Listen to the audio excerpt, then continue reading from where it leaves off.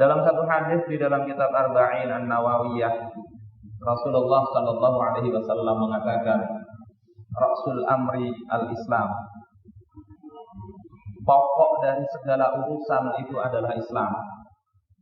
Urusan-urusan yang lain ketika itu berbenturan dengan Islam, maka hendaknya kita prioritaskan Islam ini.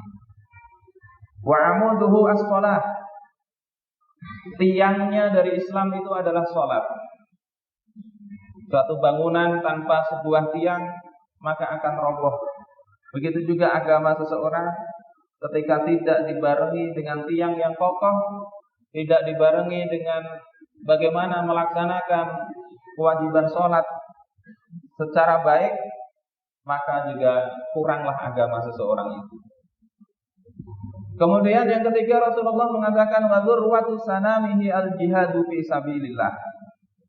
Dan puncaknya atau mercusuar dari Islam itu adalah berjihad di jalan Allah Subhanahu wa taala. Satu kalimat jihad ini yang akhir-akhir ini bisa kita rasakan dipandang negatif, apalagi kemudian dikaitkan dengan aksi terorisme, dikaitkan dengan sebuah peledakan tempat ibadah misalnya.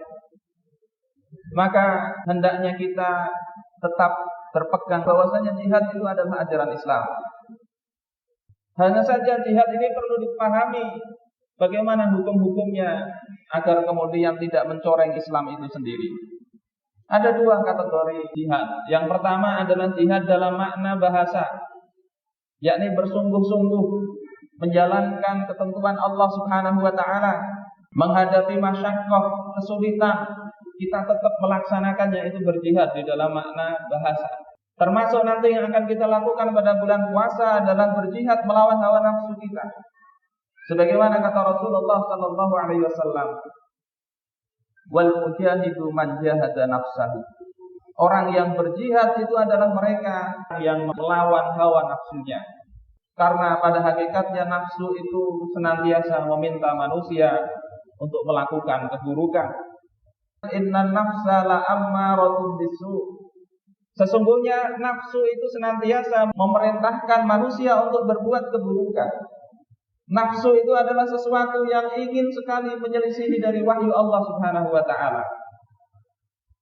Sehingga apa saja yang kemudian menjadikan kita benci kepada syariatnya Allah, apa saja yang kemudian memalingkan kita dari ketentuan-ketentuan Allah, walaupun kita merasa itu adalah sebuah kebaikan, maka pada hakikatnya itu adalah mengikuti dari nafsu yang ada dalam diri kita. Masyarul muslimin rahimakumullah, ini tabiat nafsu, yakni enggak senang dengan kebaikan. Kebenaran akan terasa berat. Sebagaimana kata Hudzaifah bin Al-Yaman, al-haqqu tsaqil. Kebenaran itu berat. Wa huwa ma'a thiqalihi mari'un. Dan dengan beratnya kebenaran itu ada kelezatan. Wal batilu khafif. Sedangkan kebatilan itu terasa ringan di hawa nafsu manusia. Wa huwa ma'a khifatihi wabi'un.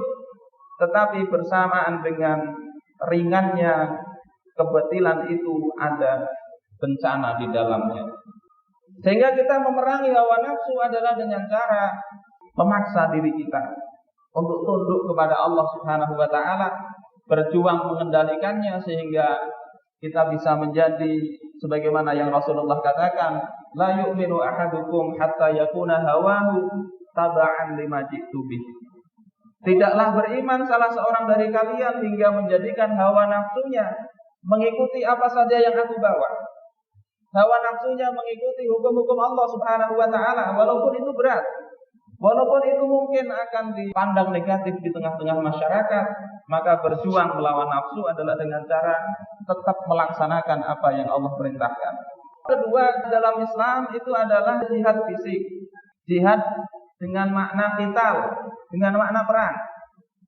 Sebagaimana Allah katakan dalam Al-Qur'an, kutiba alaikumul qital wa huwa kurhul lakum. Diwajibkan atas kalian berperang. Sementara perang itu sesuatu yang tidak kalian senangi. Dalam hidupnya Rasulullah sallallahu alaihi wasallam, beliau mengikuti 27 kali ghazwah.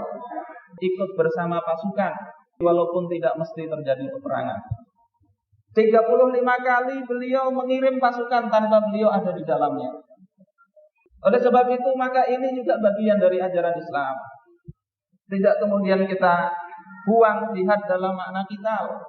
Hanya saja yang perlu kita perhatikan, di dalam peperangan fisik sekalipun Islam tidak mengajarkan pemboman tempat ibadah. Di dalam peperangan fisik pun Islam tidak mengajarkan membunuh orang-orang lemah. Dalam riwayat Imam Muslim, ketika Rasulullah Shallallahu Alaihi Wasallam mengangkat pimpinan pasukan, beliau mewasiatkan, "Uzu bismillah, fi sabilillah." Berperanglah kalian dengan nama Allah, di jalan Allah. Uzu wa la taghduru, wa la tamassalu, wa la taqtulu walidan. Berperanglah kalian, jangan mengkhianati perjanjian. Sehingga ketika ada perjanjian dengan musuh gencatan senjata, maka jangan dikhianati.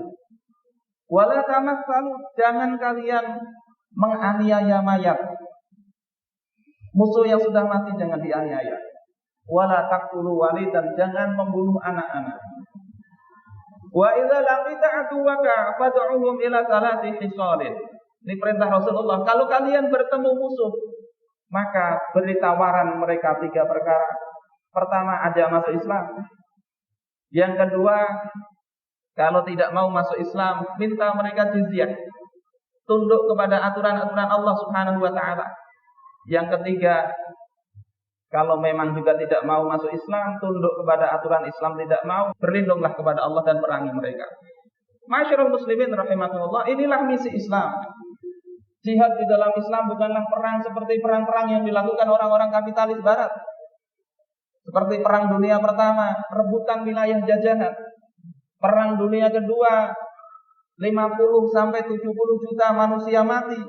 Itu dalam rangka memperebutkan kekayaan, wilayah dan jajahan. Perang dalam Islam bukan dalam rangka itu. Perang dalam Islam dalam rangka menyebarkan rahmat kepada seluruh alam. Sebagaimana kata Rib'i bin Amir, Allahu ta'atana linakhruja man yasha min ibadatil ibad ila ibadatillahi ta'ala. Allah mengutus kami, kata Rib'i, kepada manusia untuk mengeluarkan siapa saja yang dikehendakinya dari penghambaan kepada sesama manusia menjadi penghambaan kepada Allah Subhanahu wa taala. Inilah hakikat jihad di dalam Islam, bukan untuk menghancurkan tapi untuk menyelamatkan. Bukan untuk kemudian memberikan teror, rasa ketakutan, tetapi justru dengan adanya itu banyak negeri-negeri menjadi aman. Dengan adanya jihad sebagaimana Makkah waktu itu bukan terjadi pembantaian tetapi justru mereka merasakan kedamaian di dalam Islam. Berapa banyak negeri yang setelah ditaklukkan justru menjadi negeri yang makmur. Ethiopia itu pernah menjadi lumbung gandum di dalam naungan Islam. Inilah jihad di dalam Islam, bukan seperti aksi-aksi yang kemudian mencoreng nama baik Islam.